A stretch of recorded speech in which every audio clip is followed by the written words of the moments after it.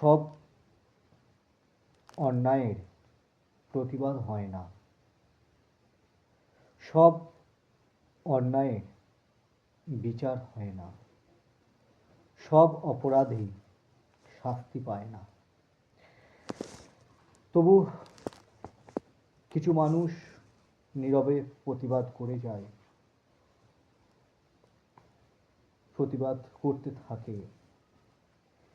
আমার সম্প্রতি একটি কবিতা প্রকাশিত হয়েছে দুটি প্রাণ সাহিত্য পত্রিকা থেকে। কবিতাটি পাঠ করছি আমি, আপনারা শুনবেন এবং বুঝতে পারবেন কোন প্রসঙ্গে আমি লিখেছি।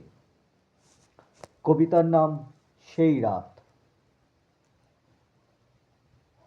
সেই রাত এখনো কান্নাময়,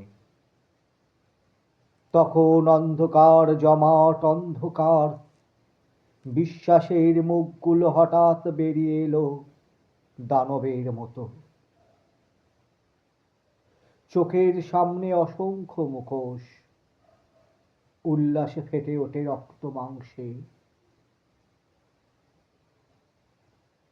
শরীর জুড়ে তখন লালসার খেলা, চাঁদের বুকেই ঢেকেছে দানব মেঘ।